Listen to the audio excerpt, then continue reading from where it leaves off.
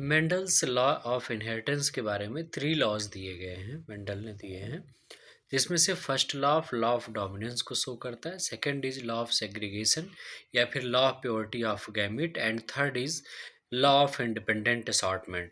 जिसमें से first law of dominance and law of segregation या law of purity of gamete, ये दोनों बेस्ड हैं मोनोहाइब्रिड क्रॉस पे, एंड थर्ड लॉ मेंडल का जो है इंडिपेंडेंट असॉर्टमेंट जो है ये डाई हाइब्रिड क्रॉस पर बेस्ड है।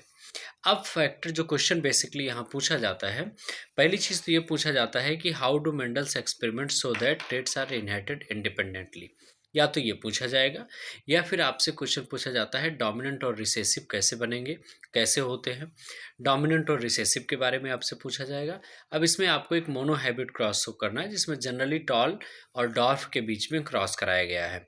जब भी इस क्रॉस को आप एक्सप्लेन करिए तो F1 जनरेशन में आपने देखा होगा कि डोमिनेंट कैरेक्टर जो टॉलनेस है वो डोमिनेंट कैरेक्टर के फॉर्म में शो हो रहा है। उसमें से जितने भी इंडिविजुअल प्रोड्यूस्ड होते हैं उन सबको सेल्फिंग किया जाता है या सेल्फ क्रॉस होने देते हैं। उसके बाद उन्हीं से हम इंडिविजुअल लेंगे और फिर से उनके लिए हम सेकंड जनरेशन तैयार करते हैं। सेकंड जनरेशन में जो रेशियो आता है जीनोटाइप रेशियो और फिनोटाइप रेशियो, जिसमें से जीनोटाइप रेशियो 1:2:1 होता है और फिनोटाइप रेशियो 3:1 होता है। ये मोनोहाइब्रिड क्रॉस में पूछा जाता है।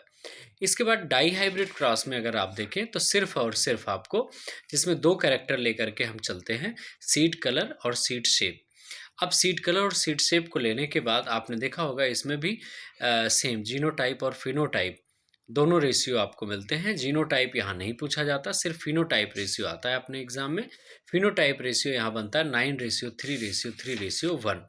इसके बाद इस चैप्टर में अब जनरली क्या मेंडल के बारे में पूछा जाता है, हु वाज मेंडल, तो आपका आंसर होगा Mendel is father of genetics, या Mendel known as father of genetics. किस प्लांट पे काम किया था, तो आपका आंसर होना चाहिए पी प्लांट। ठीक है, ये पूछा जाएगा। इसके अलावा इसमें कुछ बेसिक जैसे क्रोमोसोम्स क्या होते हैं, फैक्टर टर्म किसने दिया, फैक्टर टर्म मेंडल ने एक्सप्लेन किया था। ये दिया जाता है सेक्स डिटर्मिनेशन इन ह्यूमन, जिसमें एक्स एक्स फीमेल के लिए और एक्स वाई मेल के लिए दोनों के गैमीट आपको बनाने हैं, और आफ्टर गैमीट फॉर्मेशन दोनों को आप फर्टिलाइज कराना है, फिर से मेल और फीमेल का प्रोडक्शन होता है। 50-50% चांसेस होते हैं। And Y chromosome is responsible for male characteristics या male formation of male individual. एक तो ये क्वेश्चन, एक ब्लड ग्रुप का भी क्वेश्चन कभी कभी पूछा जाता है।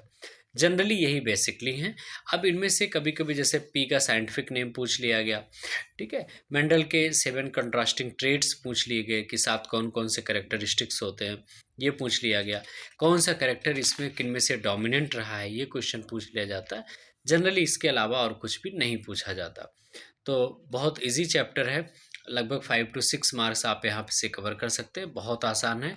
इसमें sex determination in human most important है।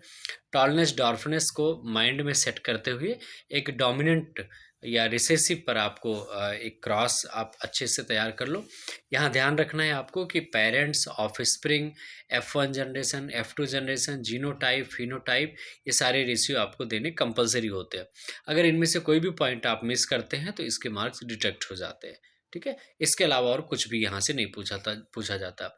जो मैंने आपको वीडियो अभी मैं शेयर कर रहा हूँ, इसके अलावा इस चैप्टर से कुछ नहीं होगा। और जो भी हो, जैसे एक दो टॉपिक और, हेरिडिटी क्या होती है, इनहेरिटेंस क्या होता है, ये सब तो कॉमन सी चीज़ें। इतना तो जनरली आप साल भर पूरे पढ़े हुए हो, तो ये तो आप जानते ही होंगे। अब आपको इसमें से अगर कोई भी डिफ़िकल्टी लगती है, कोई पॉइंट आपको समझ में नहीं आता, या आप कुछ सजेशन देना चाहते हैं, तो आप कमेंट बॉक्स में जाइए और वहाँ पे अपने सजेशन ज़रूर लिखिए। आपको वीडियो कैसा लगा, आपके लिए कितना इन्फॉर्मेटिव है, आप इसके लिए जितने भी अच्छे वर्ड्स हो सकते हैं उनको भी आप प्रोवाइड करिए, और अगर कोई सजेशन है तो वो भी दीजिए। नेक्स्ट आपको किस वीडियो की ज़रूरत है, प्लीज़ आप कमेंट बॉक्स में जाएँ और लिखिए।